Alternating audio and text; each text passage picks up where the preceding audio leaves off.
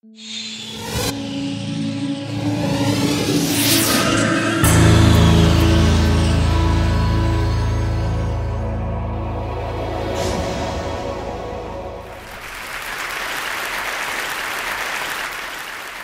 visions of wireless power actually were thought of by Nikola Tesla basically about 100 years ago. The thought that you wouldn't want to transfer electric power wirelessly, no one ever thought of that. They thought, who would use it if you didn't? And so, in fact, he actually set about doing a variety of things, both the Tesla coil. This tower was built on Long Island back at the beginning of the 1900s. And the idea was it was supposed to be able to transfer power anywhere on Earth. We'll never know if this stuff worked. Actually, I think the Federal Bureau of Investigation took it down for security purposes sometime in the early 1900s. But the one thing that did come out of electricity is that we love this stuff so much. I mean, think about how much we love this. If you just walk outside, there are trillions of dollars that have been invested in infrastructure around the world putting up wires to get power from where it's created to where it's used. The other thing is, we love batteries, and for those of us that have an environmental element to us, there's something like 40 billion disposable batteries built every year for power that, generally speaking, is used within a few inches or a few feet of where there's very inexpensive power. So before I sort of got here, I thought, I am from North America. We do have a little bit of a reputation in the United States, so I thought I'd better look it up first. So definition number 6 is the North American definition of the word suck. Wires suck. They really do. Think about it, whether that's you in that picture or something under your desk. The other thing is, batteries suck too. And they really, really do. Do you ever wonder what happens to this stuff? 40 billion of these things built? This is what happens. They fall apart, they disintegrate, and they end up here. And so when you talk about expensive power, the cost per kilowatt hour to supply battery power to something is on the order of 200 to 300 pounds. Think about that. The most expensive grid power in the world is thousandths of that. So, fortunately, one of the other definitions of suck that was in there, it does create a vacuum, and nature really does abhor a vacuum. And so, what happened back a few years ago was a group of theoretical physicists at MIT actually came up with this concept of transferring power over distance. Basically, they were able to light a 60-watt light bulb at a distance of about 2 meters. They got about 50% of the efficiency. By the way, that's still a couple thousand times more efficient than a battery would be to do the same thing. But we're able to light that and do it very successfully. This was actually the experiment, so you can see the coils were somewhat larger. The light bulb was a fairly simple task from their standpoint. This all came from a professor waking up at night to the third night in a row that his wife's cell phone was beeping because it was running out of battery power. And he was thinking, with all the electricity that's out there in the walls, why couldn't some of that just come into the phone so I could get some sleep? And he actually came up with this concept of resonant energy transfer. But inside a standard transformer are 2 coils of wire. And those 2 coils of wire are really, really close to each other and actually do transfer power magnetically and wirelessly, only over a very short distance. What Dr. Soyachich figured out how to do was separate the coils in a transformer to a greater distance than the size of those transformers using this technology, which is not dissimilar from the way an opera singer shatters a glass on the other side of the room. And it's a resonant phenomena for which he actually received a MacArthur Fellowship Award, which is the nickname the Genius Award, last September for his discovery. So how does it work? Imagine a coil. For those of you that are engineers, there's a capacitor attached to it too. And if you can cause that coil to resonate, what will happen is it'll pulse at alternating current frequencies, at a fairly high frequency, by the way.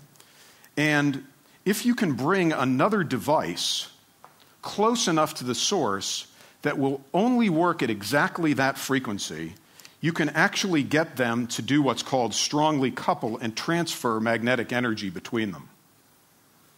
And then what you do is you start out with electricity, turn it into magnetic field, take that magnetic field, turn it back into electricity, and then you can use it. Number one question I get asked, I mean, people are worried about cell phones being safe. What about safety? First thing is, this is not a radiative technology. It doesn't radiate. There aren't electric fields here. It's a magnetic field. It stays within either what we call the source or within the device.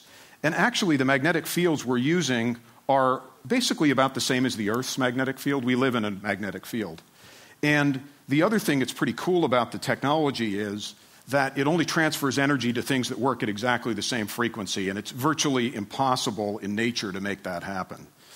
And then finally, we have governmental bodies everywhere that will regulate everything we do, and they've pretty much set field exposure limits, which all of the things in the stuff I'll show you today sort of sit underneath those guidelines. Mobile electronics, home electronics, those cords under your desk, I bet everybody here has something that looks like that, or those batteries. There are industrial applications. And then finally, electric vehicles. These electric cars are beautiful, but who is going to want to plug them in? Imagine driving into your garage. We've built a system to do this. You drive into your garage, and the car charges itself because there's a mat on the floor that's plugged into the wall, and it actually causes your car to charge safely and efficiently. And then there's all kinds of other applications, implanted medical devices where people don't have to die of infections anymore if you can seal the thing up, credit cards, robot vacuum cleaners. So what I'd like to do is take a couple minutes and show you actually how it works. And what I'm going to do is to show you pretty much what's here. You've got a coil. That coil's connected to a RF amplifier that creates a high-frequency oscillating magnetic field. We put one on the back of the television set. By the way, I do make it look a little bit easier than it is. There's lots of electronics and secret sauce and all kinds of intellectual property that go into it. But then what's going to happen is it'll create a field. It'll cause one to get created on the other side. And if the demo gods are willing, in about 10 seconds or so, we should see it. The 10 seconds actually are because I don't know if any of you have ever thought about plugging a TV in when you use just a cord. Generally, you have to go over and hit the button. So I thought we put a little computer in it that has to wake up to tell it to do that. So I'll plug that in. It creates a magnetic field here. It causes one to be created out here. And as I said, in sort of about 10 seconds, we should start to see. This is a commercially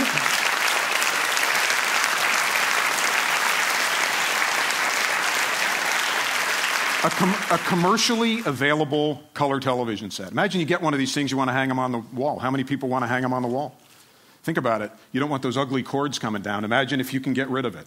The other thing I wanted to talk about was safety. So there's nothing going on. I'm okay. And I'll do it again, just for safety's sake. Almost immediately, though, people ask, how small can you make this? Can you make this small enough? Because remember, Dr. Soyachic's original idea was his wife's cell phone beeping. So I wanted to show you something. We're an equal opportunity designer of this sort of thing. This is a Google G1. It's the latest thing that's come out. It runs the Android operating system. I think I heard somebody talk about that before. It's on. It has a battery. It also has coil and electronics that Witricity has put into the back of it. And if I can get sort of the camera, yeah, okay, great. You'll see as I get sort of close, you're looking at a cell phone powered completely wirelessly.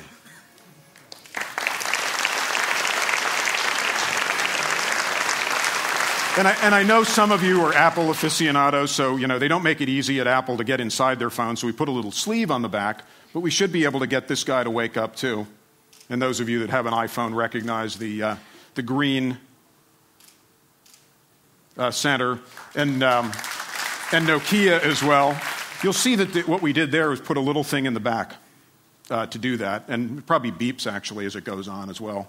But the screen, typically you use it to light up the screen. So imagine these things could go in your ceiling, they could go in the floor, they could go actually underneath your desktop so that when you walk in or you come in from home, if you carry a purse, it works in your purse. You never have to worry about plugging these things in again, and think of what that would do for you. So I think in closing, sort of in the immortal visions of the New Yorker magazine, I thought I'd put up one more slide. And for those of you that can't read it, it says, it does appear to be some kind of wireless technology. So thank you very much.